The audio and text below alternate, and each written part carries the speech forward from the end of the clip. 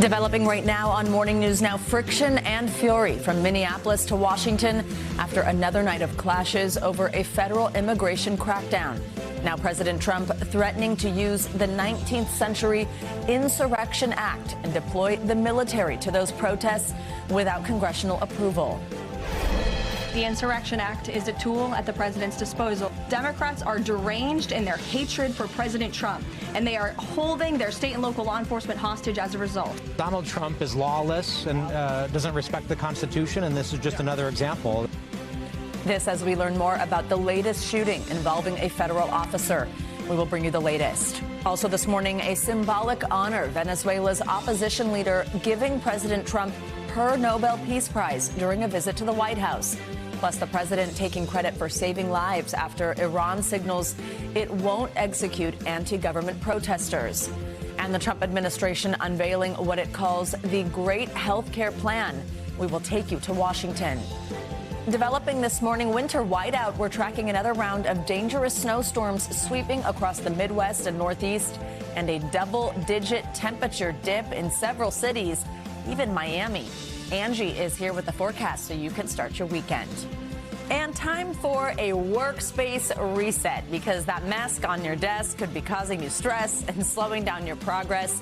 We will share some tips on how to upgrade your setup, both at home and in the office. And a little peek behind the scenes here this morning, we both declined to show our desks. We're not showing. I've always been of the mind, empty desk, empty mind, and mine is very cluttered. Yeah, so there you go. Like, you're busy because you're working, so you don't have time to clean it. Exactly. Maybe we'll get some useful tips coming up later in the hour. Good to have you with us on this Friday. I'm Joe Fryer. And I'm Savannah Sellers. Thank you very much for starting your day with us. We are going to begin this hour in Minneapolis, where the Trump administration is threatening action to end the protests over its immigration crackdown. President Trump said he would invoke the Insurrection Act and deploy the U.S. military if officials in Minnesota don't act to end the violent clashes between federal agents and protesters there. In response, Minnesota leaders say ICE needs to leave. Now, the Insurrection Act is rarely used. It allows the president to use the military domestically.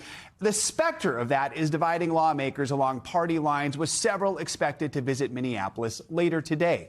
NBC News correspondent Shaquille Brewster is there with the latest. Shaq, good morning. Good morning. Well, we continue to feel and experience those tense moments here in the Minneapolis area at that federal facility in St. Paul. We were there when there were more arrests being conducted, protesters clashing with federal agents. A federal official telling NBC News there are now roughly 3,000 federal immigration agents on the ground in the Minneapolis area conducting those immigration arrests. For some context, that's about 5 times the size of the Minneapolis Police Department. And that's why you're hearing city and state leaders describe this federal surge in resources as an occupation, even as they call for calm. And President Trump, amid the protests, amid the shooting that we saw conducted by an ICE agent earlier this week, threatening to invoke the Insurrection Act if, in his words, city and state leaders don't step in to stop those protests. But talking with protesters, talking with folks here on the ground, they don't like what they're seeing. They're not being moved by those threats. They say they will continue to come out here in support of their community, in their words, and against what they describe as that federal occupation. But those threats to use the Insurrection Act, getting support on Capitol Hill, top Republicans backing the call, saying that the situation in Minneapolis is unsustainable, but Democrats pushing back hard, saying that this is another overreach by the federal government. So it's another day where we're watching, seeing those increased arrests and seeing those clashes in Minneapolis communities. All right, Shaq, thank you. All right, so there's a lot of news coming out of the White House this morning. In addition to that right there, President Trump threatening to invoke the Insurrection Act in response to those protests in Minneapolis.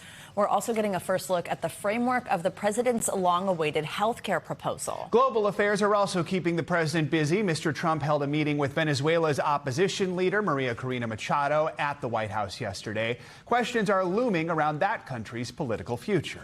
For more on all of this, let's bring in NBC News Capitol Hill correspondent Julie Sirkin. Julie, good morning. Always great to see you. So let's start with the Insurrection Act. Here's what the president said. He said corrupt politicians of Minnesota don't obey the law and stop the professional agitators and insurrectionists from attacking ICE agents. Also, according to the New York Times, no federal charges like assaulting an officer, for example, have been filed against anyone in the state in connection with these protests over the past week. What's the legal criteria here that would allow the president to use this 19th century law to deploy the U.S. military in an American city and without approval from Congress? Yeah, well, in the president's mind, as you heard Caroline Leavitt say there, this is a tool they feel like they have at their disposal, and they can enforce it and they can essentially enact it if they feel like the cities themselves are not doing a good enough job of keeping violence off their streets, of keeping any kind of violent protesters who are maybe threatening law enforcement, if they're not doing a good job of keeping that violence at bay. But as we've been covering, and as you heard from Shaq, local officials in Minnesota and in other places where the president has threatened this over his first year of his second term, they have said they got this under control. And I talked to many Republicans in Congress who are trying to keep the president essentially from doing this, saying it's not necessary. Lisa Murkowski, for example, flashed back to the George Floyd protest, the unrest that happened after that, saying that if the president, if this administration would deploy even more troops to that area, even more than he's already doing, then it would just create absolute chaos. This law was last updated in 1874. It's been rarely used through history. The last time that it was considered being used was back in 2020, to quash those protests. So this is definitely something that Republicans don't want the administration to do, but something that he may do nonetheless. Julie, let's switch gears here and talk about what the president is dubbing the Great Health Care Plan. He unveiled this proposal just as this open enrollment for the Affordable Care Act came to an end in most states. We know millions saw their premiums skyrocket this year, forcing people to make some pretty tough decisions. How detailed is this proposal, and what's the president saying about how this could lead, in his mind, to lower costs for Americans? Okay, well, let's remember off the bat that this will go absolutely nowhere unless Congress passes it and then it is signed into law. And I remember last month when the president teased unveiling this very proposal, it caught Republicans in Congress off guard, especially leadership in the House, who said, wait a minute, no way, we're not there yet in terms of the votes. And he has a very slim majority in Congress, though he, of course, can be persuasive. I want you to take a listen to what the president said, and we'll talk about it on the other side. The government is going to pay the money directly to you. It goes to you, and then you take the money and buy your own health care. It'll bring down drug prices 80, 90%, in some cases, just numbers that nobody's ever heard of before. Your prescription drugs will come way, way down. Okay, so he's talking about those health savings accounts. Essentially what the president said he has wanted to do for the last several weeks, I would say, is give money directly to Americans, you heard him there, so that they could pay for their health care. There are plans circulating on Capitol Hill to do just that. They even tried to vote on some of them, and they went absolutely nowhere because Democrats say that that's great, but you have to bring first the cost of the Affordable Care Act down. You have to subsidize, again, those credits that expired at the end of last year. And Republicans that I spoke to, even some who want to extend those subsidies, say you have to do both at once. And right now, guys, there are no votes to do all of that in Congress. So it's a very tall hill for the president to climb. Well, Julie, before we let you go, yesterday, Venezuela's opposition leader, Maria Corina Machado, presented President Trump with her own Nobel Peace Prize. This is after the president had called her, our viewers might remember this, a very nice woman who lacked respect within her own country just a few weeks ago, as all this has unfolded in Venezuela. What do we think of this gesture? Is it some kind of political pressure tactic? Is it helping her secure support from the president?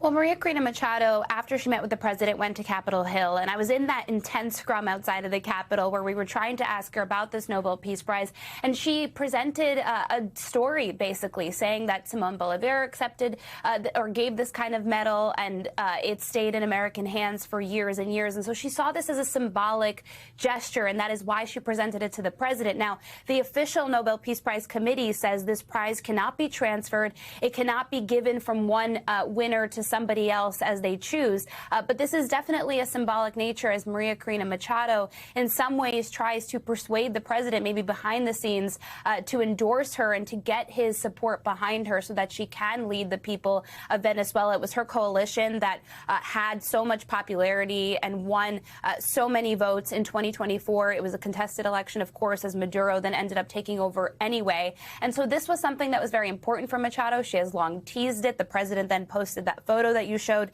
and said the meeting was great. He said it was a wonderful gesture of mutual respect. And by the way, when I asked Machado how that meeting went, she said it went very, very well before getting in her car. So we'll see what happens in terms of the president's support. But again, he started off on that first day of Maduro's capture saying he does not believe she has the support of the Venezuelan people. All right, Julie Sirkin, thank you very much. The streets in Iran are calmer this morning after weeks of deadly anti-government protests there. And President Trump is claiming credit, saying we saved a lot of lives.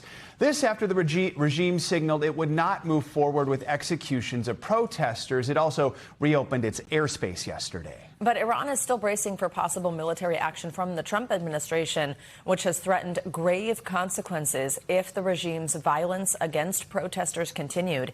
In an emergency meeting of the United Nations Security Council, the U.S. ambassador to the UN had this to say about President Trump yesterday. President Trump is a man of action, not endless talk like we see at the United Nations. He has made it clear all options are on the table to stop the slaughter. And no one should know that better than the leadership of the Iranian regime.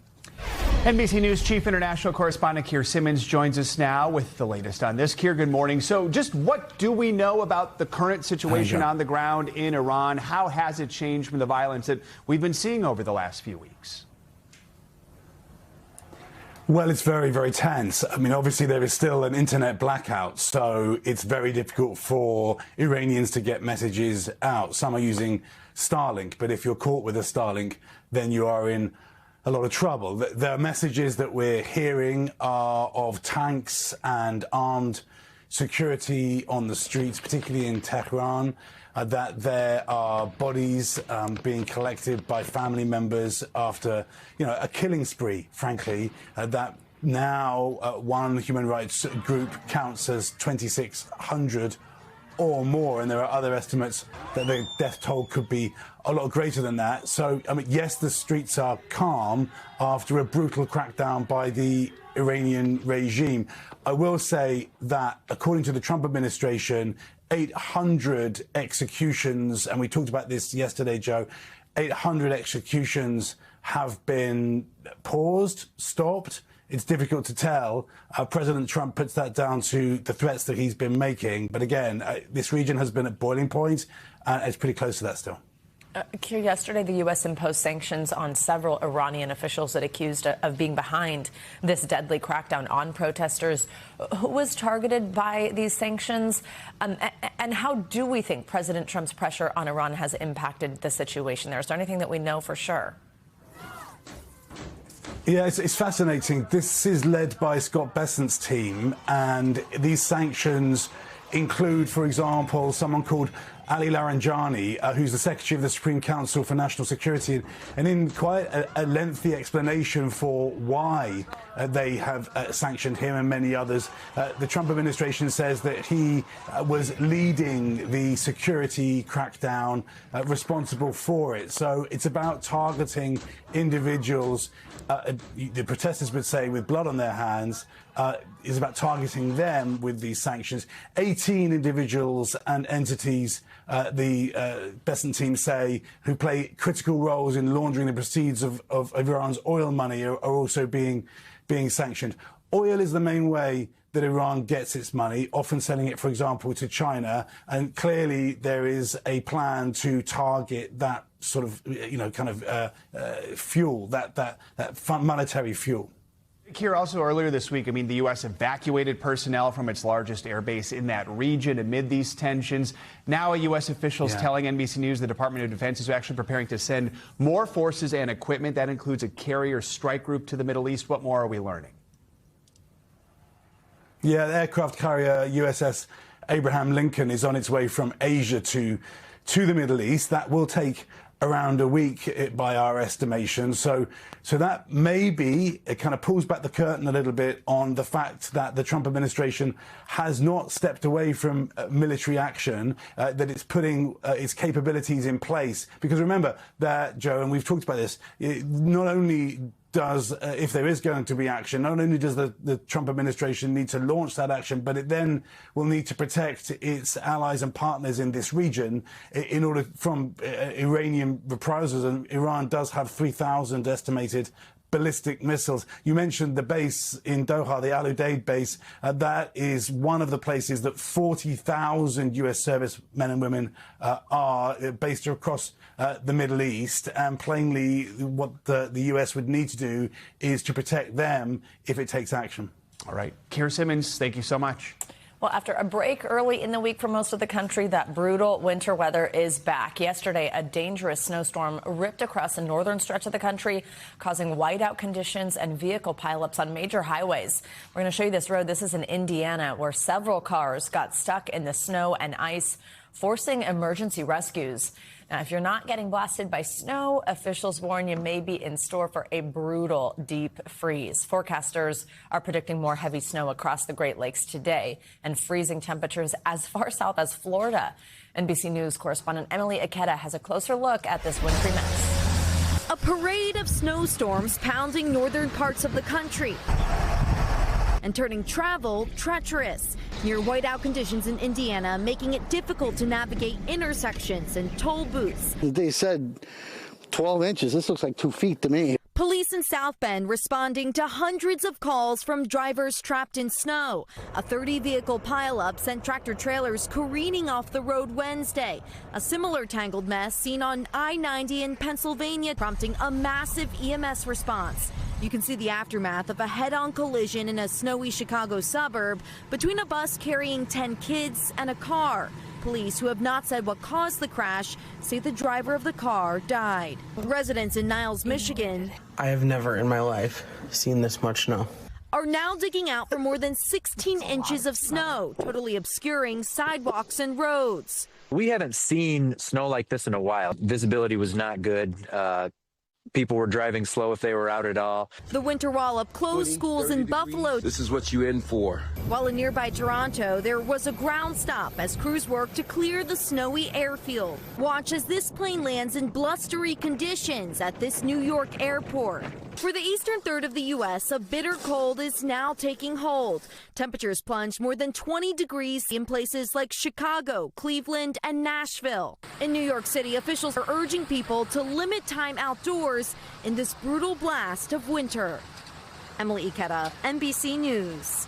All right, let's bring in NBC meteorologist Angie Lassman. Yeah, she's keeping a close eye on these bitter temperatures up and down much of the East Coast. Hey, Angie, good morning. Hi, guys. Good morning. Yes, indeed. We've got the winter feel in place, and we've also got some winter alerts that are kind of hanging on here, and we're going to see these kind of expand as the days go on. Here's the deal. We've got 10 million people stretching across parts of the Midwest as well as the Great Lakes and into parts of the interior Northeast that are gearing up for some additional snowfall. You can see already ongoing in some spots. Big batch of that snow stretching from Green Bay down to Chicago, across parts of Michigan.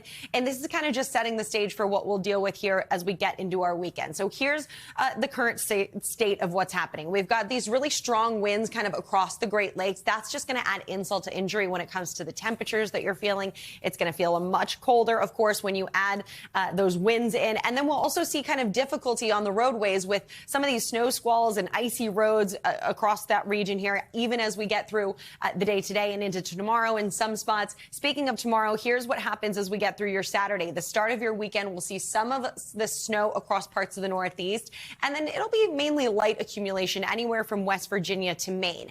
By the time Sunday rolls around, we've got kind of a bit of uncertainty with the track of this, so we could potentially see some snow for parts of coastal New England, or it could be just offshore. Notice the difference in those two models. Now, if this one verifies, this is on Sunday, 8 p.m., then we'll potentially be looking at more significant snow for the the coastal areas. So something to watch here as we get into the next day or so. When we look at our snowfall forecast through the weekend, no surprise, downwind of the lakes, that's where the highest amounts are, up to 8 inches in some spots. And then big picture look, some of those New England amounts, we could see some significant spots of snow, just again, depending on how those models look over the next couple of days and then what actually happens. We could potentially have up to 4 inches in Boston, maybe a trace to up to 2 inches in New York City, and of course 8 to 12 inches for our friends in Grand Rapids. That is where we will see the most significant snow. And then there will be some pockets across parts of New England where we see those higher amounts in the higher elevations. And otherwise, temperatures will get your attention this morning, guys. We get out the door to just a 60-degree temperature in Tampa. That is chilly for folks down there, but even up to Washington, D.C., temperatures into the 30s. Tomorrow gets a whole lot worse across the Midwest with single digits in places like Fargo. This morning feels like 6. I know. I was bundled up. And yeah, there are a lot of places much colder than New York City right now. So. Just yesterday, you could actually feel the temperature sinking. When you were standing outside, you're like, my human thermometer is going down. Angie right was now. right. Yeah. Thanks, Angie. Thank you. You got it. Much more to come here on Morning News Now. Later this hour, Grok under fire. Elon Musk's AI chatbot being investigated for explicit deepfake photos. More on the allegations and the new calls for regulation. Up first, though, after the break, developments in President Trump's plans to seize control of Greenland. We'll be right back. Welcome back. A bipartisan group of lawmakers is meeting with the leaders from Denmark and Greenland this morning in the Danish capital of Copenhagen. It is part of an effort to shore up congressional support for the NATO ally amid escalating threats by President Trump to seize control of the Arctic island. Now, several European nations have begun sending troops to Greenland after Trump did not back down following a White House meeting with the foreign ministers of Denmark and Greenland earlier this week.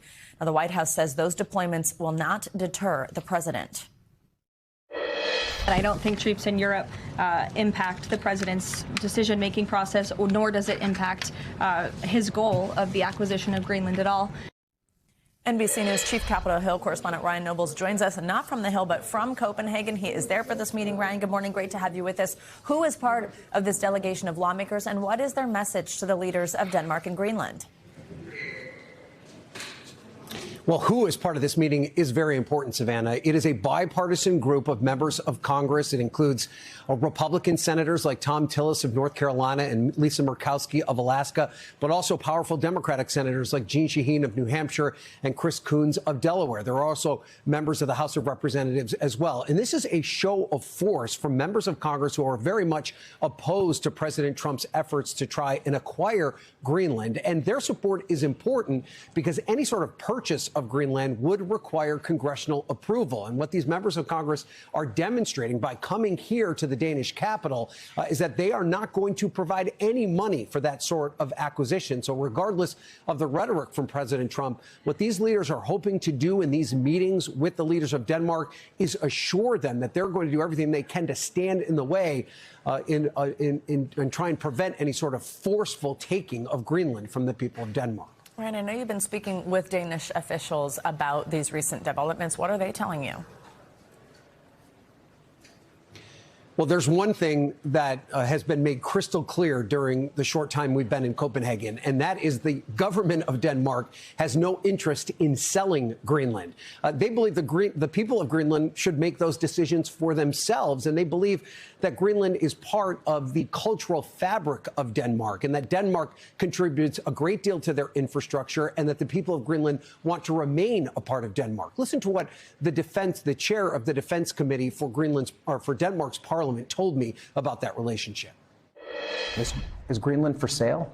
Greenland is definitely not for sale under any circumstances, and doesn't matter what price is being offered. We're actually talking about a war between Denmark and the United States that's being discussed at the moment, which is insane. And that's a big thing that we need to focus on here, this threat of potential military action for the United States to take over Greenland. Maybe many Americans view that as Donald Trump just using it as a negotiating tactic, the art of the deal. That is not how it is being received here on the ground in Denmark. They are legitimately worried about a potential military attack and what that could mean, not just for Denmark, not just for Greenland, but for all of Europe and the NATO alliance, which has held firm for decades, since World War II. So there are a lot of concerns here in Denmark. Ryan, what are the Danish people there on the ground telling you about this? The Danes have no interest in a sale of Greenland to the United States. They feel a strong cultural connection with the people of Greenland, and they want them to remain a part of their country. Listen to what they told me. I think it's a really big problem, and I also think it's a really big move. Also in terms of like NATO and stuff, it's like a big deal, and I also think it's really wrong. He will do anything, I think. There are no rules anymore, so I think that's very terrifying. And so these meetings will take place all day today. They've already met with the Danish Prime Minister. I'm told that meeting was frank and productive, but the message will then be taken back to Washington that the Danes have no interest in Greenland becoming part of the United States. Savannah. All right, Ryan, thank you very much, and safe travels home. Well, not to Beijing, where President Xi and Canadian Prime Minister Mark Carney announced a new partnership. NBC News International correspondent Claudio Lavanga joins us from Rome to take us around the world in 60 seconds. Claudio, good morning. Good morning, Savannah. Well, that's right. Today, the Chinese President Xi Jinping received the Canadian Prime Minister Mark Carney in Beijing, and that meeting is important for more reasons than one. First of all, this is the first state visit by a Canadian leader in China in 8 years, as diplomatic relations between the two countries were strained by the arrests of each other's citizens and trade disputes. This new strategic partnership, as it has been called by Carney, is seen as part of a drive by Canada to reduce its reliance on the U.S. following President Trump's aggressive trade war. Let's go now to South Korea, where today dozens of residents of a low-income settlement in the capital, Seoul, were forced to flee after a fire burned makeshift houses there. The hillside village is considered one of the last shantytowns in the South Korean capital and a symbol of the country's stark income inequalities. The village was formed in the 1980s to house thousands of people evicted from their homes to make room to modern redevelopment projects. And let's end this tour of the world in Australia, which became the first country in the world to ban social media to teenagers. Under the new rules, popular apps and websites like YouTube, TikTok, and X will be accessible only by people over 16 years old. As a consequence, 4.7 million accounts from underage users were disconnected overnight. Other countries, including France, Malaysia, Indonesia, said they will introduce similar laws, while other European countries and US states are also discussing following Australia's example. Well, that's revolutionary. Definitely. Back to you, Savannah. All right, Claudio, thank you. Coming up, credibility questions. Some scientists sounding the alarm on new, highly publicized research into microplastics, saying the problem is real, but the data is unreliable. More on that next on Morning News Now. We're back with growing questions about the legitimacy of recent high-profile research involving micro and nanoplastics. They're also known as MNPs. In an exclusive new report, an editor at The Guardian spoke with scientific experts who say at least 18 studies claiming microplastics have been found in human organs, including the brain, lack credible scientific evidence, and those studies did not follow standard lab practices. Now, some scientists say the data may have been compromised. Even with that criticism, though, most scientists do agree plastic pollution worldwide is a rapidly growing problem that needs to be addressed. For more on this, let's bring in Damian Carrington. He is the author of this report and an environment editor at The Guardian. Damian, thank you very much for joining us this morning. I mean, this is such a talker because when we've seen some of these headlines, it's in the brain, it's in these organs. I mean, it's such a concern. I know in my home, we've done what we can to try to reduce plastic use because of these types of things that you hear. One of these most recent studies that was published about a year ago in a top-tier journal, it's called Nature Medicine. It claimed to find high concentrations of microplastics in human brain tissue and liver samples. This got a lot of media coverage, including here on our show, and it fueled these growing concerns about the impact that these plastics have on our health. However, in November, a group of scientists published this critical letter basically calling that study unreliable. What did they say was wrong with it? Well, the key problem with it was that the analytical technique that they used to try and measure these microplastics could also get a similar result from fat, which is obviously a compound which is very common in the human brain. There's essentially something where they're saying that there's like false positives. Some of these scientists in your report that are critical here. The way that we're identifying these things can lead to these false positives. What is the biggest challenge that researchers are facing when they're trying to analyze if these are present in these organs and then the impact of microplastics on our health? Absolutely. I mean, we know that microplastics are everywhere in the world. We breathe them, we drink them, so they're definitely inside us. But the problem is, first of all, they're exceedingly small. They're absolutely tiny, and that challenges any analytical techniques. And second, this is a very new field.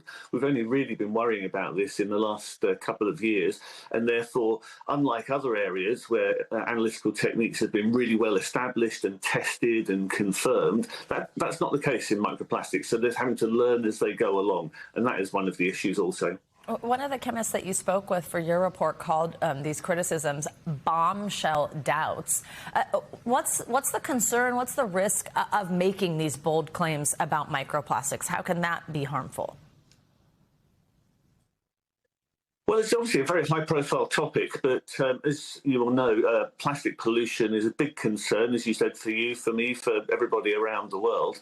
But of course, the plastics industry is a very large and profitable industry, and therefore has a large lobbying operation. And if they were able to argue that these studies were overblown because they hadn't been done properly, then that could be damaging for people who really want to look at these things very seriously. According to the experts you spoke with from your reporting here, how concerned should people be about micro and nanoplastics in their bodies, and what can you do about it? Well, Savannah, that's exactly the question that I asked all the people that I spoke to as well. And I think it's easy to summarise in that they were all taking precautionary steps.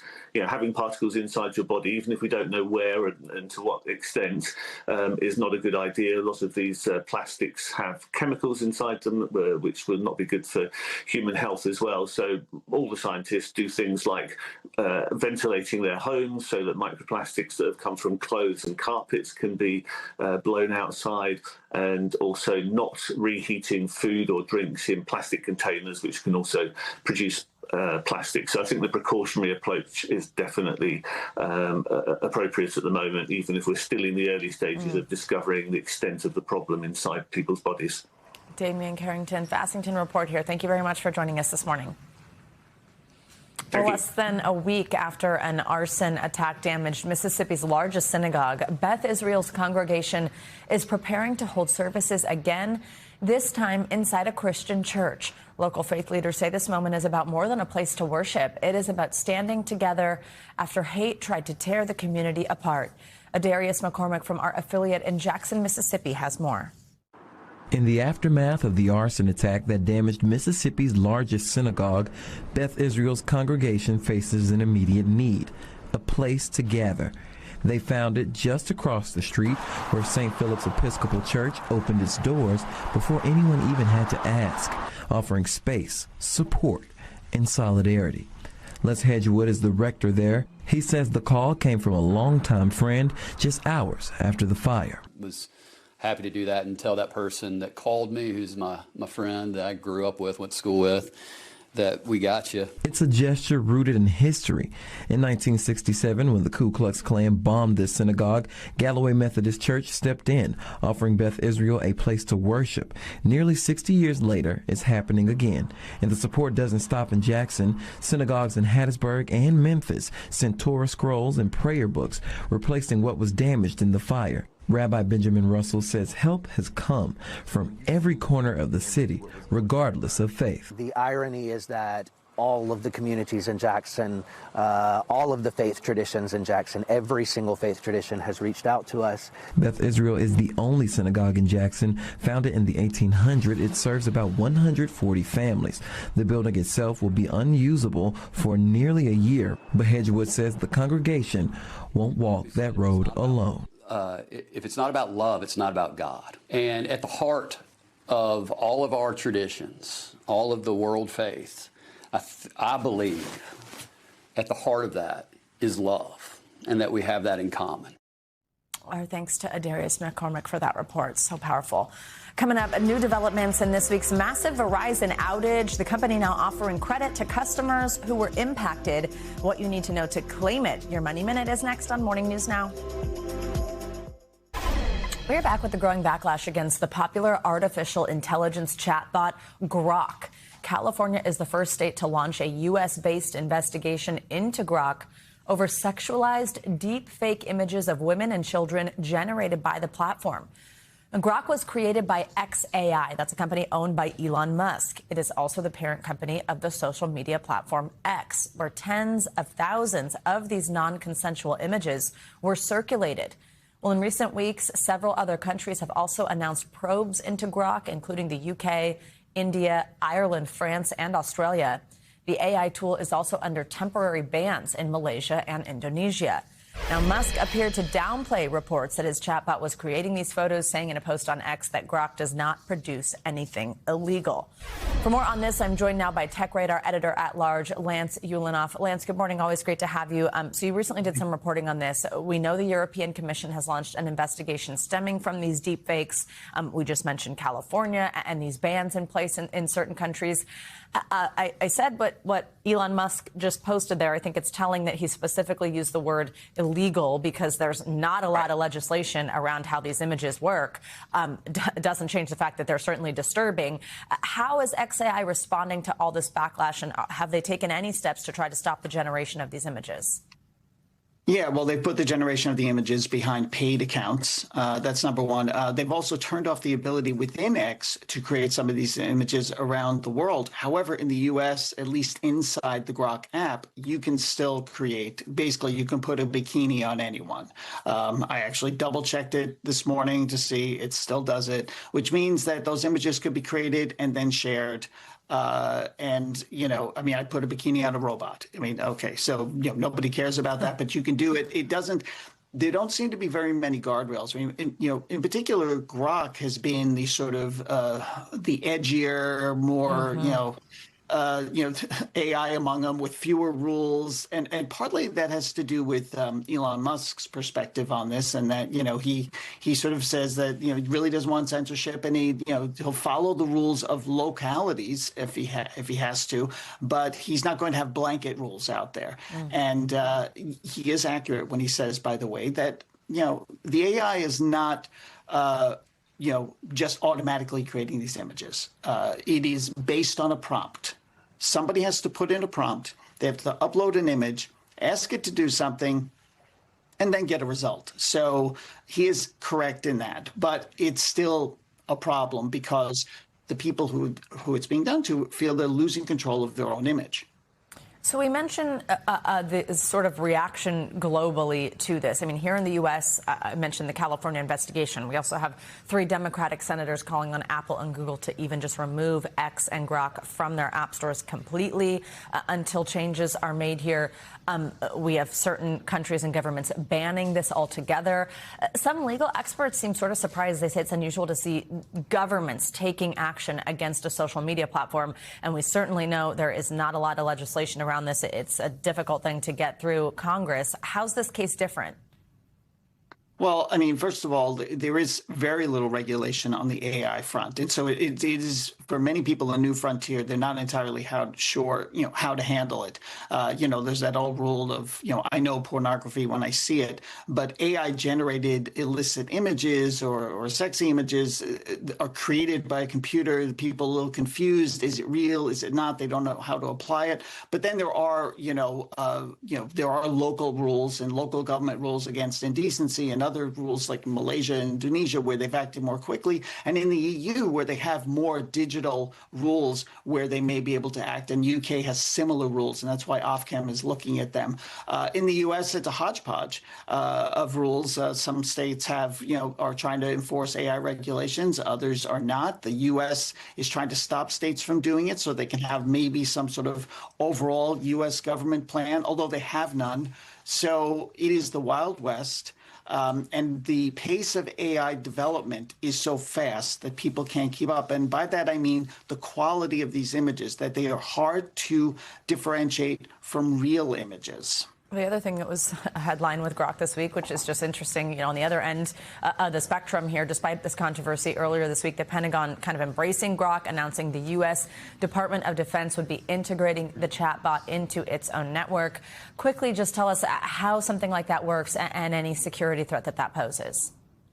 Well, I mean, I would assume that it's going to be a prompt-driven thing, and the AI is going to be looking at the U.S. government, the Defense Department's data to be able to pull quick meaning for them. It is a powerful AI, I get it, but at the same time, there are questions about what other data is in there, what else it might be used for, and the security of it. And that's something that I think we have to ask the question of AI across the board. What is security? How much goes to the cloud? Is it encrypted?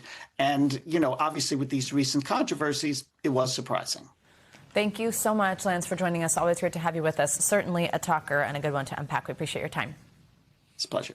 Let's get to some financial headlines now. And Verizon set to shell out a couple bucks to customers impacted by that widespread outage earlier this week. NBC News business and economy reporter Emily Lorsch has our Money Minute. Hey, Emily, good morning. Hey, Savannah, good morning. That's right. It caused a significant disruption, and now Verizon is offering those who were affected a $20 credit. Wednesday's outage knocked out voice and data service for many users on the nation's largest wireless network from around noon until after about 10 p.m. Eastern. The FCC says it's investigating, while Verizon has not disclosed what exactly caused the disruption.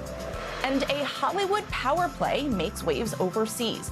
According to Bloomberg, Paramount has had talks with French President Macron to get support for its more than $100 billion hostile bid for Warner Brothers Discovery. WBD has rejected multiple offers from Paramount, the media giant backing a deal with Netflix instead. Any deal is expected to face heavy regulatory scrutiny in both the U.S. and in Europe. We reached out to Paramount and the French presidency and have not yet received a response. And also in Europe, Amazon's AWS has launched a new cloud service that has data centers physically and legally separate from its other servers.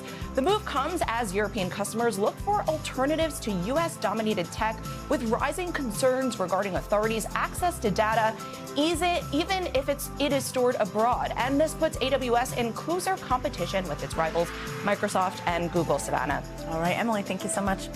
Coming up, is there a mess on your desk and is it making you feel stressed? If you answered yes, okay, we're done with the rhyming.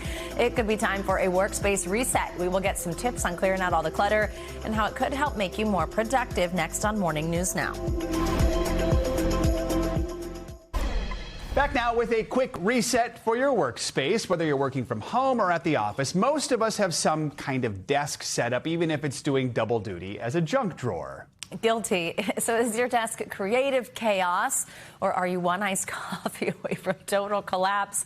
If your workspace is feeling cluttered and stressful, you're not alone. There's a new piece in the New York Times T magazine. It asks designers, writers, and home experts how they build a desk that actually works, from creating simple zones to better lighting to little rituals that can make even just sitting down at it feel kind of romantic. Joining us now live at our desk is T magazine writer Megan O'Sullivan with tips to turn desk chaos into desk chic. Good to have you with us here. This is a fun talker. I mean, there's no single perfect desk, I think you would say, but there are some maybe red flags that would suggest this isn't maybe working the best for you. Tell us what that is. I would say the biggest red flag we found is having nothing at your desk, which is that kind of minimalist style. Right. And it kind of made us all feel better when we were editing the piece, because we were like, okay, maybe the mess is good.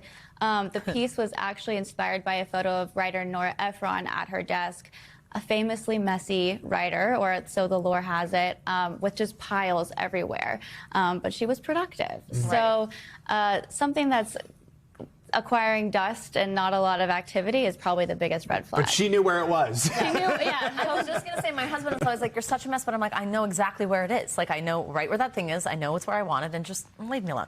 Right. You talk about different zones, I mentioned, for the desk. What are those? Yeah, and I think that's what you talk about, is like, you know where it is, it's piles. So it's kind of like, depending on how large your space is there a place where you can have your kind of not so fun tasks in one area, your creative tasks in another, how many kind of different sections can you make for work zones, and then knowing where those pieces of paper are, zoning is a great way to to have an idea. And I like a drop zone, so one area to put that mail and loose papers. Deal with you can deal with that later, but it's in one spot. Let's talk about lighting, because your sources make it sound like harsh overhead lighting is a really bad deal. Bad. We hate overhead lighting. Yes. Lamps are great. People even loved candles.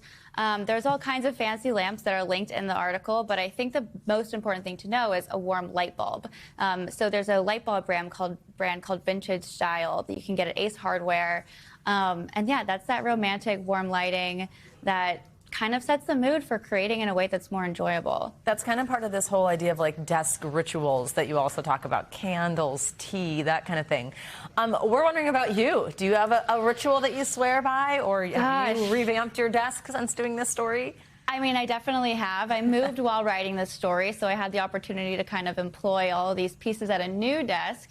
But actually, I think my shift is more mindset, which is Megan Nolan was one of the people who contributed to this piece. She's a writer, and she said she has a Post-it note on her desk that says, it's from John Cage, the composer, you bring all of these people you work with to your desk, your past, your family, your life, and one by one they leave as you're working. And if you're lucky, you leave as well, which means kind of you lose yourself in the work. So I think my kind of biggest shift is like, how can I create a creative space where I'm willing to kind of just let loose and not feel like it has to be done a certain way. That's a very deep look at your desk. It's really got you thinking. The good news is for people out there who have like a kind of messy situation right now, you're kind of saying like, that's okay. You can just make some little tweaks here, right? Right, as long as it's either the piles or compartments. There's all kinds of tips for like folios or drawers or ways to put things away so it's not cluttered and cluttering your mind. But there's references and materials that are there in case you need them. Very good. Megan O'Sullivan, thank you so much. Fun conversation. Thank you for having me. Well, let's close out this hour. Nothing captures Philly's fighting spirit quite like the Rocky statue. And after years of bouncing around to different spots in the city, the original Rocky statue will soon call the top of the Art Museum steps its forever home. NBC Philadelphia's Tim Furlong has the story. Yo, Adrian! Even people who weren't even born 50 years ago when Rocky debuted, or in the mid-'80s when the statue was unveiled in Rocky III, yeah, everyone loves the statue and comes from all parts of the world to run up the museum steps to see it. I think everybody, it gives them that same strive that he had. I guess everybody wants to put that same mindset into it and, never give up, get back up. Rocky hat, Rocky t-shirt. Wear the hat and the shirt of a champion. Rocky has been big business for decades, and this morning the Philadelphia Arts Commission voted after a month-long exhibition inside the Art Museum to put the original statue back at the top of the steps permanently, which most seem to agree is absolutely where it belongs. Top of the steps, absolutely, because you got to get up there and have the moment. It'll cost about $150,000 to make all the changes, and the plan includes new shuttle service that'll run between Love Park and the museum. Under the plan, the original movie statue is going to move inside the Art Museum for a few months for an exhibition. When it comes back out in the fall of 2026, it's going to be about 9 feet farther back from where the statue is right now. And the replica statue is going to go to Sylvester Stallone. And in this spot where a statue has stood for years and years and years, another city-owned statue is going to go here. My hope is that it's a statue of Joe Frazier, a real boxer, really from Philly. The Art Museum sees how this statue draws visitors to them, and the mayor and other city leaders acknowledging, movie prop or not, this is a piece of art, and millions around the world love it and are thrilled it will forever be in the same spot where they first laid eyes on it in Rocky III. Yo, Adrian! I don't know. Thanks to Tim for that report. All right, that is going to do it for this hour of Morning News Now. Stay with us, though. The news continues right now.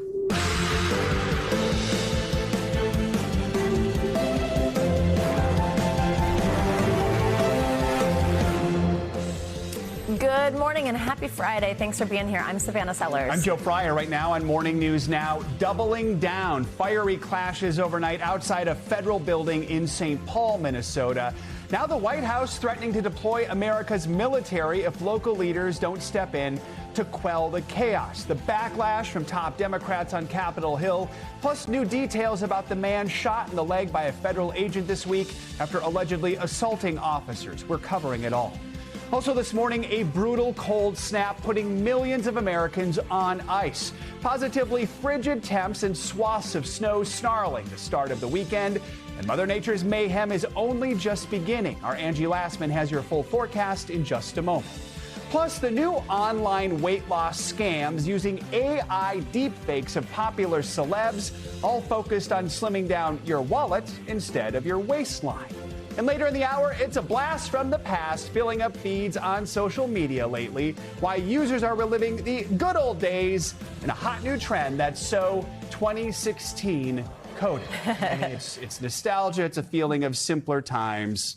2026 is the new 2016. Yeah, I know. When we do this, though, and we go back, I'm like, I don't know. I don't know if I need to revisit. There's reasons we do it, and we'll talk with a nostalgia expert about it. So stay tuned for that. Let's begin this hour with the escalating immigration crackdown and those protests in Minneapolis. The White House is doubling down on threats to invoke the Insurrection Act if state and local leaders don't intervene in the clashes, some of which have become increasingly violent. The act would enable the administration to use the U.S. military as law enforcement in an American city, a move that has divided lawmakers along party lines. This comes as we are learning more about the man who was shot in the leg by a federal officer on Wednesday and how the Department of Homeland Security is defending the officer's actions. NBC News correspondent Shaquille Brewster is on the ground with the latest. Shaq, good morning. We continue to see and experience those tense moments on the ground here in the Minneapolis area, even as city and state leaders call for calm. The federal immigration presence here has now grown to about 5 times the size of the Minneapolis Police Department in the wake of the death of Renee Nicole Good. And we now have new documents released by the city shedding light on what happened here in the seconds and minutes after her death. Overnight, tensions in the Twin Cities erupting outside a federal building in St. Paul. These officers just ran out of the federal facility. They have someone that they have grabbed right now. Protesters pushing back against some of the roughly 3,000 immigration agents now conducting arrests in the Minneapolis area, according to a federal law enforcement official. Some residents even caught up in the chaos. The Jackson family saying they were driving home Wednesday night when they got stuck in the middle of a protest and that federal officers used flashbangs and tear gas around their car. And I was screaming to my oldest son, Sean, I'm like, get out, get out. Like, I can't, Mom, and I can't breathe. The Jacksons say their children, including a 6-month-old baby, had to go to the hospital but are now recovering. Tensions only growing since the killing of Renee Nicole Good last week, and newly released documents from the city of Minneapolis showing the chaotic aftermath at the scene. Reports showing that first responders found Good unresponsive with multiple gunshot wounds and that she was pronounced dead just under an hour after the shooting. And the frantic 911 calls from those nearby, including one who said, quote, they just shot a lady, point blank range in her car. Those records show local authorities evacuating ICE officers and asking for crowd control, describing, quote, agitators at the scene. The Trump administration continuing to say the officer was defending himself. And yesterday, the president threatening to invoke the 1800s-era Insurrection Act to use the U.S. military as law enforcement in an American city if state and local leaders don't step in to stop the protests, drawing support from Republicans. Minnesota is out of control, and the president's frustrated about it, and so are we. And fierce condemnation from Democrats. The man doesn't respect the rule of law. And later today, more than 24 Democratic members of Congress are expected to be in the Minneapolis area for what they're calling a field hearing looking into President Trump's actions. And meanwhile, the attorneys for the family of Renee Good saying they sent the federal government an evidence preservation letter as they consider filing a civil lawsuit. Back to you. All right, Shaq, thank you. This morning, we're learning new details about that high-stakes meeting at the White House between President Trump and Venezuelan opposition leader Maria Corina Machado. Machado told reporters yesterday that she presented Mr. Trump with the Nobel Peace Prize that she was awarded last year. Comes a couple weeks after the president publicly cast doubt on the level of support that Machado has in Venezuela. NBC News Chief White House correspondent Peter Alexander joins us with the latest. Peter, good morning. Joe, good morning. President Trump, as you know, has long eyed the Nobel Peace Prize, saying just days ago that he couldn't think of anyone in history who should get it more than him. And the prize is now his, at least physically, a gift from Venezuela's opposition leader, who President Trump declined to endorse as that country's new leader. But the Nobel Committee has said that the award itself is not transferable. With Venezuela's future still very much in flux, the country's opposition leader, Maria Corina Machado, surrounded by a crush of cameras, making a highly anticipated trip to Washington. The recent Nobel Peace Prize winner meeting with President Trump and revealing a remarkable symbolic gesture. present the President of the United States the medal of the Nobel Peace Prize and the recognition for his unique commitment with our freedom. Overnight, a White House official telling NBC News the president kept the medal, a prize he has long pined for. President Trump later posting, "Maria presented me with her Nobel Peace Prize for the work I have done. Such a wonderful gesture of mutual respect." Still, the committee behind the award says once a Nobel Prize is announced, it cannot be revoked, shared, or transferred to others. Overnight, Machado explained why she did it anyway. Because he deserves it. And it was a very emotional moment. Immediately after that stunning U.S. military raid that captured Venezuela's Nicolas Maduro, President Trump dismissed Machado as a possible replacement for the authoritarian leader. She's a very nice woman, but she doesn't have the respect. The president instead praising Venezuela's now interim president, Delcy Rodriguez, despite her being a Maduro loyalist who has cracked down on dissent within the country. She's somebody that we've worked with very well. The White House noting Rodriguez supported the U.S.'s sale of $500 million worth of Venezuelan oil this week. They have thus far met all of the demands and requests of the United States and of the president. All of it as the U.S. is again flexing its muscles in that region. American forces seizing another oil tanker that the Department of Homeland Security accused of illegally bypassing sanctions. The ship, called the Veronica, the 6th tanker intercepted by the U.S. in less than 2 months. Another headline we're watching here, the president just unveiled his new health care plan in an Oval Office video announcing what he calls his great health care plan. It is short on details, though. Just a single-page document that the White House is touting as sort of a framework for Congress to work with proposed ways to save money. It is notably not a replacement for the Affordable Care Act, Joe, that more than 22 million Americans now rely on. And it comes as Republicans are facing increasing pressure to address rising health care costs after the president and lawmakers let Obamacare subsidies expire. Joe? Midterms approaching. All right, Peter, thank you so much. Well, a bipartisan group of American lawmakers are in Denmark this morning to meet with the leaders of that country and Greenland. It is part of a congressional show of support amid President Trump's ongoing threats to seize control of Greenland. NBC News Chief Capitol Hill correspondent Ryan Nobles traveled to Copenhagen with this delegation and has the latest for us. Ryan, good morning. Savannah, good morning. And this bipartisan group of American members of Congress just wrapped up a meeting with the Danish Prime Minister. I'm told that meeting was frank and productive, but the message was clear. The Danes have no interest in giving Greenland to anyone, and that includes Donald Trump. It is a message the people of Denmark cannot make any more clear. Is Greenland for sale? Greenland is definitely not for sale under any circumstances, and doesn't matter what price is being offered. But one the White House is not ready to receive. The president has made his priority quite clear. He wants the United States to acquire Greenland. He thinks it's in our best national security to do that. Any financial acquisition of Greenland would need congressional support. And the bipartisan members in Copenhagen for talks say they won't provide a dime for Trump's ambitions for global expansion. The signals are clear, and I think you will find that support in Congress to acquire Greenland in any way is not there. Why do we want to pay for something when both Denmark and Greenland have said they're willing to partner with us on whatever the interests of the United States are? Despite that support from the U.S. Congress, Greenland and Denmark are taking Trump's threats seriously. Rasmus Jarlov, the chair of the Danish Defense Committee, noted Mr. Trump's unwillingness to take military action off the table. We're actually talking about a war between Denmark and the United States that's being discussed at the moment, which is insane. So much so that Denmark has increased its military presence around the island, while a small number of military personnel from several European countries arrived on Thursday, which is only ramping up Danish anxiety. He will do anything, I think. There are no rules anymore, so I think that's very terrifying. None of the pleas or resistance from the Danes have forced a change of course by the White House. But that does not mean the Danish people will cave anytime soon. The population would like their government to stand up to his more outrageous demands. Leaving the average person here waiting and wondering what could come next, while making it crystal clear where they stand. Trump is not my cup of tea. And we could not find a single person here in Copenhagen who supported the idea of a U.S. purchase of Greenland. In fact, many of them didn't even want to talk to us on camera. One man in particular who's traveling to the United States in the future said that he's fearful that his passport may be flagged if he spoke out against Donald Trump and appeared on an American television network. Savannah? All right, Ryan, thank you.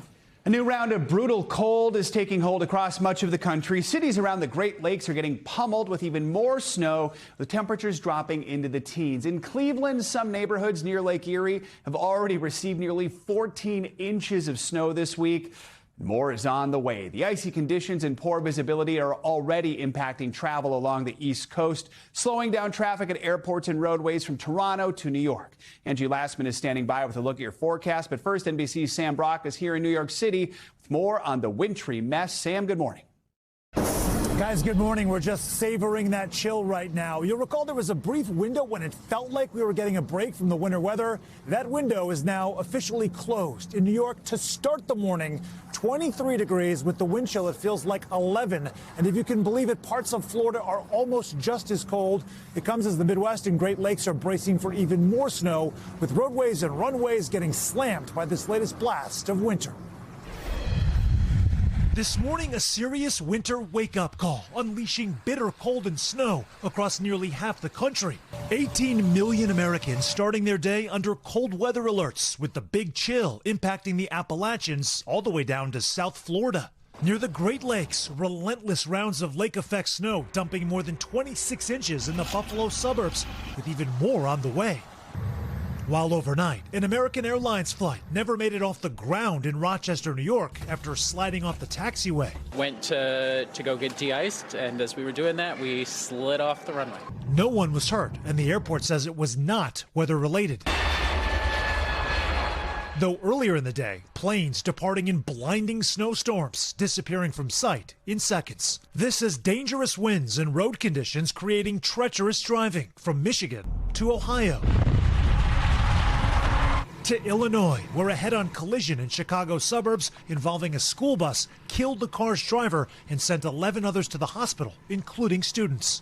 A series of surreal scenes playing out over and over again in several states. This mangled mess is near Erie, Pennsylvania, and 30 vehicles involved in a chain reaction pileup south of Syracuse. We've got cars everywhere. Temperatures characteristically frigid in the Northeast, while down south, an aberration. We don't have our bathing suits on today. We have hoodies on. Normally balmy parts of Florida bracing for a falling iguana forecast with sub-freezing conditions, making it feel like the low 20s. Plants covered up and moved indoors, and for drivers, one unwelcome sight. It's inevitable. Everybody's tire lights are going to come on. Now, it's not unusual for South Florida to have a week or two of colder weather every single year, but today, 55 of the state's 67 counties are under a freeze warning, so watch out for those iguanas. As for the Northeast, the worst is yet to come, with the coldest temperatures expected next Tuesday and Wednesday. Back to you. All right, Sam, thank you so much. Now let's bring in NBC meteorologist Angie Lastman. She's tracking the winter alerts across the country for us, from iguanas to snow. Yeah, I don't have any specific iguana alerts, guys, but I do have a whole lot of winter alerts, as you mentioned. Cold advisories included. Sam spoke a lot about how the South is just bitter cold. And yes, we've got 18 million people under these advisories right now, as our temperatures feel like freezing or even below freezing in some spots. Notice we've got 24 degrees for the actual temperature in Jacksonville. We're feeling like 37 in Orlando, 33 degrees in Fort Pierce. So yes, the potential for falling iguanas is going to be there through the morning hours today. A little farther to the north, actual brutal cold in some spots. We've got just single-digit feels like temperatures for Buffalo, Columbus, a 16-degree wind chill in Chicago this morning, and even New York City, 22 for your actual temperature right now, but only feeling like 10 degrees. You can go farther south and it doesn't get much better. Roanoke, single-digit wind chill, even Knoxville feeling like 21 degrees this morning. This afternoon, we'll get a little bit of improvement in some of these spots. So we do end up into the 60s and in the high 50s for folks folks across Florida, that'll be an improvement. Washington, D.C. tops out just at 39 degrees. We're a little below normal for this time of year up and down the East Coast, and we'll see that January chill kind of settle in for that region here for today. But it gets even worse for folks across parts of the middle of the country as more of this Arctic air kind of spills in across parts of the plains. Notice Fargo, 1 degree. This is tomorrow. Your wind chill will feel like 17, and that's the high temperature for the day. All of these are high temperatures. So Des Moines, just 14 degrees, but feeling like 0. We've got Chicago feeling like 6 degrees at the warmest point of the day. And even as far south as Texas and Oklahoma, those wind chill values will be into the 30s for, again, the warmest point of your day. And we keep that essentially pattern going all the way through the end of our weekend and into our upcoming work week. And in some spots, it gets even worse. Minneapolis, we talk a lot about you for these winter temperatures, but notice the teens that you get on Sunday. That's going to feel balmy considering you get a high temperature of just 4 degrees on Monday. It's the teens on Monday in Des Moines. We end up into the 20s for Cincinnati, both Monday and Tuesday. And farther to the east, we go from the mid-30s on Sunday, which will feel pretty typical for this time of year, down to those 22-degree high temperatures in New York City on Tuesday. So you get the picture. We've got some really chilly air moving in across the region, and it'll stay that way for really essentially into the middle of next week at least. Winter alerts also up for 10 million people. We've got a couple of spots that are going to get some significant snowfall. Here's what it looks like right now on your satellite and radar. Some snow stretched across the Midwest, across the Great Lakes, and far into portions of New England. There's the system that we're watching through the day today. This is going to bring us some snow squalls. It brings us some rain farther south. But either way, I think zero visibilities and icy roads are going to be possible with some of these snow squalls that we see kind of ramp up through the day today across the Midwest and the Great Lakes. And this is going to work farther to the east by tomorrow. So we start off our weekend across parts of the east with the potential for some snow across the Northeast. We'll have light accumulations from West Virginia to Maine. And then Sunday, guys, still a little bit of uncertainty with exactly how this system kind of develops off the coast and where it will be. We could see some more significant snowfall closer to places like Boston, maybe some snow for the Patriots game on Sunday. We'll see. We still have, like I mentioned, a lot of uncertainty. Not the answer you want, but just keep an eye out. It's okay. We know we're on alert. Yeah, there you go. Right. Thank you. You got it. There is an alarming new warning about the rise in weight loss drug scams. As more people use drugs like Ozempic and Zepbound, there are a growing number of complaints from people who say they've been duped into buying fake versions of the popular medications, in some cases after falling for AI-generated clips promoting the drugs. NBC News correspondent Liz Kreutz has been looking into this and joins us with more. Liz, good morning. Hey, Joe, good morning to you. The Better Business Bureau is calling this a troubling trend. They say scammers are using deep fake videos of celebrities and in some cases doctors to fraudulently endorse products that are not FDA approved and in some cases never even arrive after you buy them. All these faux Ozempic ads need to stop. This morning, a new alert about weight loss drug scams. The Better Business Bureau warning consumers that a growing number of fake ads and websites are flooding social media, with scammers impersonating doctors, setting up phony pharmacies, and in some cases even creating deep fake videos featuring celebrities like this one, which appears to show Oprah promoting a natural pink salt weight loss drug. Ladies, let me show you how easy it is to make this new pink salt plus ice recipe. According to the Better Business Bureau, over just 2 months, they received more than 170 complaints about a pink salt supplement called Lipomax, with many of the customers reporting they were duped into buying the product after seeing the AI Oprah endorsing it. Oprah, who is not involved with Lipomax, writing last year, "Every week my lawyers and I are playing whack-a-mole with fake AI videos of me selling everything from gummies to pink salt," adding, "If you see an ad with my face on a product, it's fake." NBC News has attempted to reach Lipomax for comment. The Better Business Bureau says the company told them the AI-generated videos are not endorsed or produced by them. How prolific is this right now? There are at least 500 different new websites, new pop-up ads, new advertisements being created daily. According to the cybersecurity company Checkpoint Software, the scams are particularly bad right now, with fraudsters taking advantage of New Year's weight loss resolutions and the exploding popularity of GLP-1 drugs like Ozempic and Mounjaro. 1 in 8 Americans say they're now taking one, including celebrities like Oprah and Serena Williams. For me, the answer was GLP-1s. But experts say the high costs of the FDA-approved versions of those drugs can make the knockoffs more enticing, like this one, an oral liquid that claims you can lose 20 pounds for just $30. Those types of claims are completely unfounded. They want your money and they want out. Now, as far as how to avoid these scams, you really need to pay attention to how the drug is administered. Remember, the FDA-approved versions of these drugs are only approved right now as injections and in one case as a pill. So if you see a drug like we showed you that's in the form of an oral liquid or maybe a patch, that is a really big red flag. You can also check the safety of the ingredients in the drug on the FDA's website. And of course, guys, most importantly, consult with your doctor before taking any of these things. That's always the best advice. All right, Liz, thank you so much. There's much more to come on this Friday edition of Morning News Now, including one pricey product of those new AI data centers that are popping up in states from coast to coast. First, after the break, bad reception. Why some Democrats on Capitol Hill want the FTC to investigate Trump Mobile, the claims of false advertising. Next. We are back with an NBC News exclusive and an update here for you. Democrats on Capitol Hill are calling on the Federal Trade Commission to investigate that mobile phone venture started by President Trump's two older sons. In a letter sent to the FTC dated yesterday, a group of 11 Democratic lawmakers raised questions about whether Trump Mobile used false advertising when it announced the new phone product last June. The lawmakers want Trump Mobile investigated for potential violations of consumer protection law. You might remember Eric and Donald Jr. promised that the phone would be released in August last year, but it has yet to be delivered. The FTC and Trump Mobile did not immediately respond to a request for comment. We have NBC News business and data correspondent Brian Chung here with more. Brian, you got this exclusive because you have been reporting on this the whole time, and I've been fascinated by it.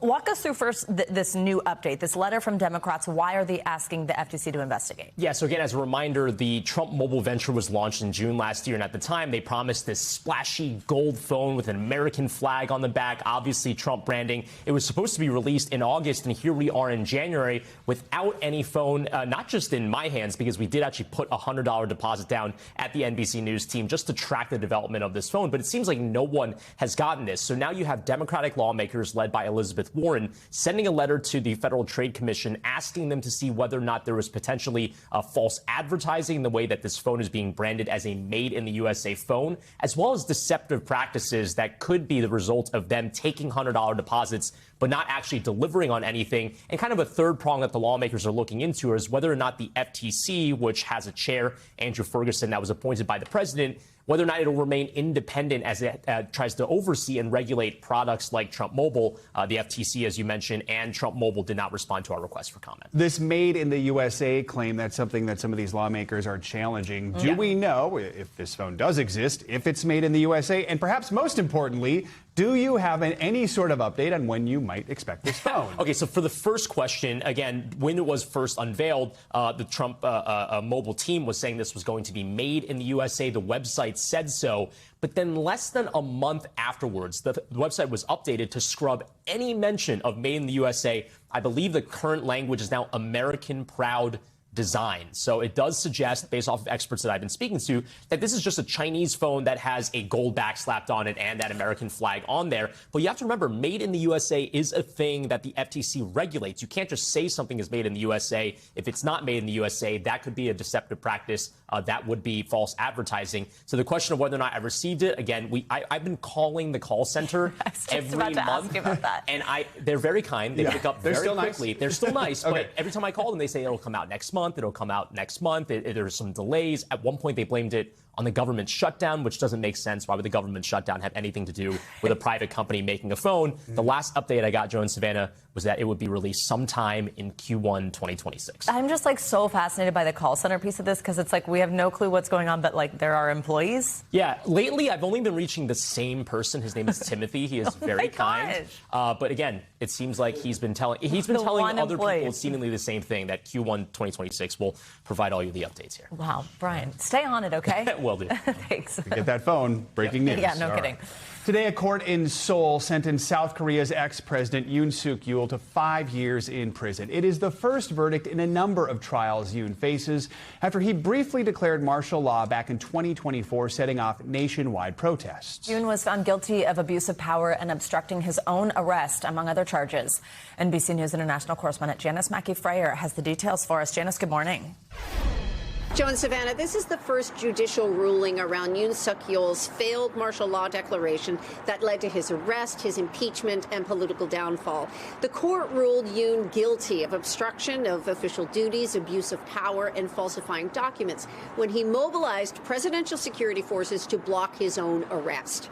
Yoon was sentenced to 5 years in prison, a verdict his legal team has said he will appeal. This ruling is separate from more serious charges that he faces of insurrection. That verdict is expected next month, and prosecutors have called for the death penalty. The high-stakes case goes back to December 3rd, 2024, when then-President Yoon stunned South Korea and the world when he declared martial law. Police and troops were sent into the Legislative Assembly building as lawmakers scrambled to override the ruling, with some of them scaling walls to get inside the building to vote against it. The chaos of that rule lasted 6 hours. There were mass protests, and weeks later, when authorities tried to arrest Yoon, he barricaded himself inside the presidential residence. In reading the verdict today, which was broadcast live across South Korea, a judge said Yoon's crimes were extremely serious in nature, that he turned the country's troops into his own security force. Yoon faces 7 additional criminal trials, as well as other cases being brought by special prosecutors. His wife, as well, is on trial for stock manipulation and bribery charges. The verdict on insurrection is due February 20th, and it will be one of the most dramatic chapters in South Korea's democratic history. Joe and Savannah. All right, Janice, thank you. Coming up, you could call it a shocking product of big tech's massive AI push. When we come back, why all those data centers are actually driving up electricity prices in some regions, and the local leaders who are now taking notice. That is next on Morning News Now.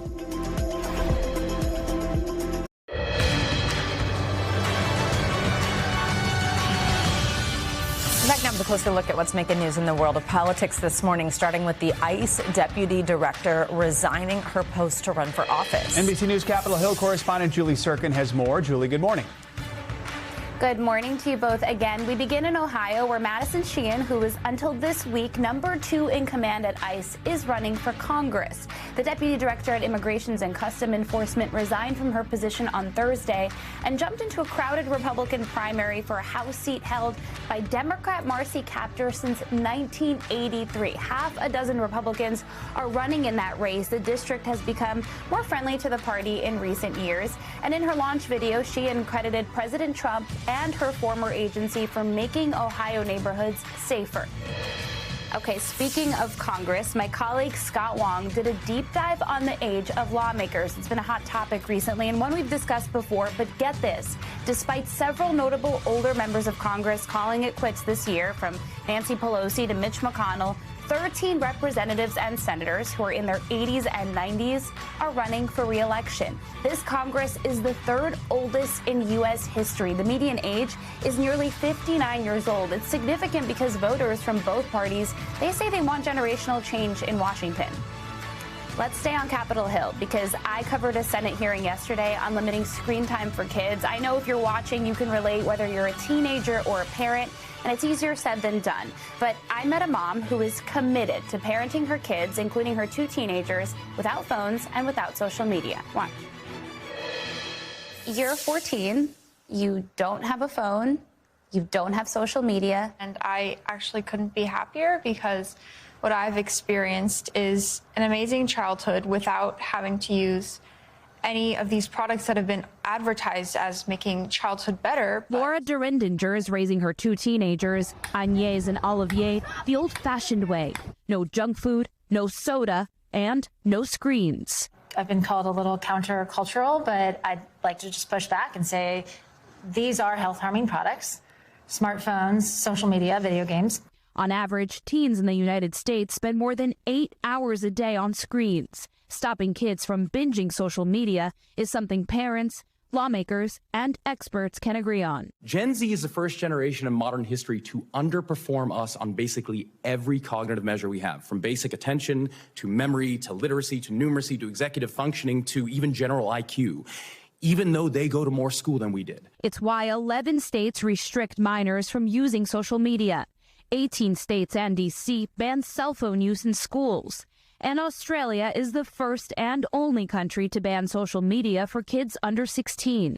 But that's not the case nationwide in the U.S. My generation is enslaved by the depression they are caused, the anxiety they are caused, the harm that is being caused to them by their devices. Lawmakers have introduced dozens of bills designed to protect kids online and limit screen time. But no meaningful legislation has passed. It's why Senator Ted Cruz convened a hearing examining the impact of technology on American kids. The senators that are engaged on this issue and care about it, all of us are about the same age. We all have kids that are either in grade school or high school, but we're dealing with these pressures at home. Any parent at home with a kid who has a phone is dealing with it, is struggling, needs more tools. It stemmed from his own experience. How does Senator Cruz get his daughters to not use their phone? The third, he asked me what day it was. To be honest, I would say I'm an abject failure in that. They're 15 and 17, and it is, we are battling. Now, we do have different rules we impose, so we actually have no phones at the dinner table, which can be tough. They're sometimes extracted involuntarily. Peer pressure, at times the most difficult thing for parents to overcome. Do either of you ever feel like you're missing out on something? Not at all, no. After what I've observed of how my peers use it and what it has done to them, I could not be more glad to not have social media. Okay, Laura is clearly lucky because her kids say, you know what, we're okay without the phones. But peer pressure can be a real thing. And guys, the experts who testified said that is why laws are needed. If there were laws, then parents could point to them and say, look, you can't do this because it's illegal. But now they just get influenced by their classmates. And I know, Savannah, you have covered this, and I have too. So much legislation has been introduced, and it's gone absolutely nowhere. Senator Cruz said, in part, it's the age of lawmakers to blame. That's a really good point, and it is true. There's really no regulation around this, around AI or anything like that at the federal level. Julie, thank you so much. Great piece. All right, staying with technology news, earlier this week, Microsoft grabbed headlines promising to pay its fair share of the electricity that its rapidly expanding data centers are using in pursuit of AI dominance. As more and more data centers come online, household customers are seeing their own bills climb because of the increased demand from tech giants. Listen to this. In September alone, electric prices spiked more than 7%, and energy experts say that is only going to get worse. For more on this, let's bring in John Quigley. He's a senior fellow at the Kleinman Center for Energy Policy at the University of Pennsylvania. Good to have you with us. We've been talking so much about this lately. I figured it was good to kind of just do like a 101 to help people understand what's going on here. I mean, AI data centers, they're expected to consume up to 12% of U.S. electricity by 2028. That's up from just about 4% in 2023. Help us understand, why do these centers use so much power, and how much is it already just driving up prices for everyday households? Well, they use a huge amount of electricity. Think of millions of square feet of space crammed with computer equipment, cooling equipment that basically consume as much electricity as a city. And they're coming online relatively quickly, and the grid is not prepared to handle that. So what you see is a case of classic supply and demand, huge new demands for electricity without commensurate growth in supply, and that's driving prices up for everybody. And the rules that we use to manage the grid and pay for electricity basically are forcing right now consumers to subsidize all of that development.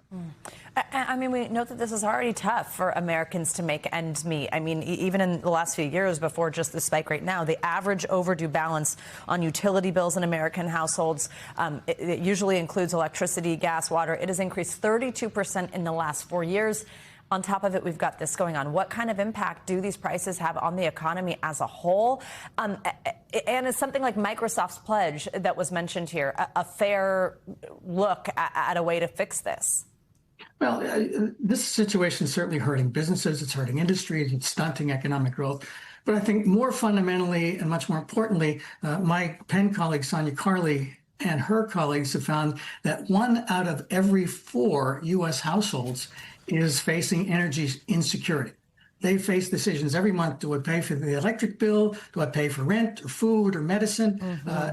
And that number is increasing. So it is becoming a crisis, and it needs to be dealt with. Microsoft has pledged to work with utilities and state regulators to come up with rates that cover their cost of energy, as well as the huge cost of grid upgrades that are necessary to service these big facilities.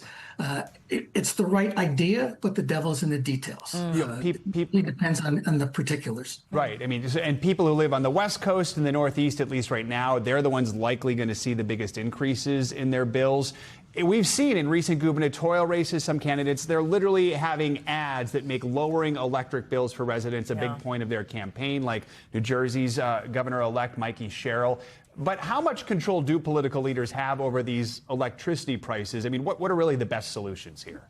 Well, in the immediate term, they don't have a lot of control, but smart policies can lower electricity prices, even in the short term, and we're not taking advantage of them. And I'll use the example of Texas. Texas has one of the fastest growing electricity demand rates in the entire country. They are their own separate grid.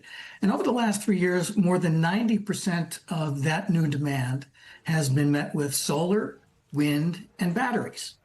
And projects in Texas are getting built twice as fast as in places like the Northeast United States. And electricity rates in Texas are about 20% lower than here in the Northeast United States. So what that tells you is that the way that we manage the electricity grid has to change. How we handle large loads, how we set rates, requiring companies like Microsoft to bring their own generation, pay for their own infrastructure. We need to implement market innovations like virtual power plants and load flexibility and grid enhancing technologies. And I think most importantly, we have to accelerate the clean energy transition. The cheapest form of generation is solar. And right now, solar and wind and batteries, which are plummeting in cost, comprise of over 95% of all the new electricity generation that is waiting to be built in this country. Problem is we're not building it. We have horrible interconnection problems that have to be overcome. And we need to facilitate all of that development, which is going to bring down energy prices. The federal government, unfortunately, is going in the wrong direction. They're ordering uneconomic coal plants to run.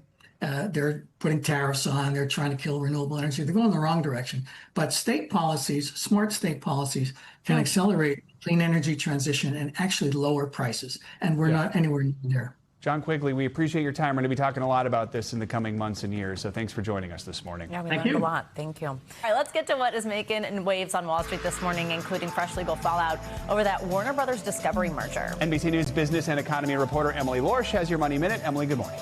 Hey, Joe and Savannah, good morning. A Delaware judge has rejected Paramount's push to fast-track a lawsuit. That suit demanding that Warner Brothers Discovery better justify why it favored Netflix's proposed deal over Paramount's bid. The judge says Paramount had other means to get financial information that it was seeking. We've reached out to both Paramount and WBD and have not yet received a response.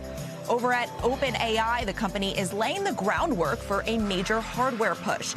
The ChatGPT maker is seeking U.S.-based partners to supply components for consumer devices, robotics, and massive cloud data centers with the hope of strengthening its domestic supply chain. OpenAI says it plans to spend trillions on data centers over time. And at the North American International Auto Show in Detroit, tracks once reserved for EVs are now open to gas and hybrid cars. The Trump administration's shifting policies, including rolling back EV tax credits, have reshaped the auto industry by cooling EV investment, slowing adoption, and pushing automakers to pivot back toward hybrids and gas-powered models. Companies like Ford and GM are pulling back on EV plans, and experts warn the risk now is that the U.S. is falling further behind Savannah as global electrification accelerates. All right, Emily, thank you so much. Finally made it to Friday. That can only mean one thing here on Morning News Now. We have got your ticket to the latest and greatest from the world of Hollywood, just in time for the weekend. Everything you simply can't miss. It's up next. Finally, this hour, it is Friday, which means it's time for your weekly can't miss list. We've got a rundown of all the movies, shows, and music that you got to see and hear this weekend. Joining us this week is a host and producer of USA Today's Entertain This, our friend Ralphie Aversa. Ralphie, thanks as always for being here. Good morning. Savannah, good morning. Great to see you. Okay, this first one, I don't know, this looks crazy. 28 years later, The Bone Temple. Part of a franchise here. Tell us about this. Yeah, fourth installment of this franchise goes back to 28 Days Later, which came out way back in 2002, starring Cillian Murphy, who, by the way, makes an appearance in the latest installment of this. Ray Fine, though, his character's back. He's got a very shocking relationship, and it could really throw things, you know, really for a loop as far as the story's concerned. The reviews in for this already, if this is your thing, zombies and post-apocalyptic, so on and so forth, if this is your thing, you're going to love this film. The reviews are actually saying it's better than last year's 28 Years Later. So fourth installment in theaters this weekend. There you go. Okay, now also this is like kind of crazy, this series of words I'm about to say, because this is an anime that's based off the same popular series that inspired 2014's Edge of Tomorrow with Tom Cruise, which obviously has a lot of fans. This is a little different, though. Tell us about what's going on here. Yeah, so obviously Edge of Tomorrow came out in 2014 based on the novel that this anime is essentially also based off of. All You Need Is Kill. Emily Blunt was in that as well. Tom Cruise, he plays the soldier who he dies, he gets killed by extraterrestrials, then he gets stuck in a time loop where he's basically living that same day over and over and over, and Emily Blunt's character teaches him how to fight better. So you remember the movie, now you got the anime, All You Need Is Kill, in Japanese with obviously English subtitles, thanks to Warner Brothers in theaters this weekend. There you go, in theaters. All right, now let's talk streaming. Starfleet Academy. Yes, so Star Trek, this is set in the 32nd century, so the far future, and mostly new characters in this and cast. However, we do get some familiar faces, like a one Paul Giamatti, for example, and we get the voice of Stephen Colbert. So this is really interesting, too, as we see these characters go back to school. Star Trek Starfleet Academy, streaming on Paramount+. Love, and I mean, Star Trek, that's going to have built-in fan base Always, exactly. Right, awesome. Okay, this next one, this is the little hop across the pond. This is called Riot Women. This is a group of middle-aged women who decide they're going to start a punk band for a local talent contest. They end up changing their lives. First, let's play a little bit of one of the stars explaining the show. We're a punk band, so we're screaming at the top of our lungs for people to take notice, and to take notice of issues that might be taboo, things like the menopause or abuse or you know, how you identify as a woman at any given part of your life. Okay, I love this, and even just hearing that little bit, it feels like a lot of women are going to feel seen. What can you tell us about this? Yeah, this has been a huge hit. It premiered on BBC. Now it's streaming on BritBox, which is why we're featuring it now on the Can't Miss list. And this has been such a success that it's already been renewed for season 2 as well. These middle-aged women, they come from all different What's that? This is adorable, seeing them all on the stage. This is going to be, I think, really, really big. It'll be interesting to see if it moves. It went from BBC to BritBox. Let's see if it goes somewhere else. But regardless, it's coming back for a season 2. But if you want to catch up on season 1, your chance to do that, sign up for BritBox and stream it this weekend. Love it. All right, we've got less than a minute. 2 things I want to ask you about. First, ponies on Peacock. Yes. This looks hilarious. Persons of No Interest, the acronym, with Haley Lou Richardson and Amelia Clark as well. 2 just bombshell actresses. 8 episodes, about an hour each, set in 1977 Moscow, Cold War era, and their husbands are killed, and they become, they basically go from secretaries to CIA operatives. And so you could imagine what happens from there. Yeah, this is really, really good, streaming again this weekend on Peacock. 10 Seconds, A$AP Rocky, new album. What do we got to listen to? You got to listen to The End, which is a track that features Will.i.am from the Black Eyed Peas. Wow, Tim Burton did this cover. How about that? Oh, my gosh. Very what a tease. Cool. Ralphie, you did it. 10 seconds. That was a tough one. That does it for this hour of Morning News Now. Stay with us, though. The news continues right now.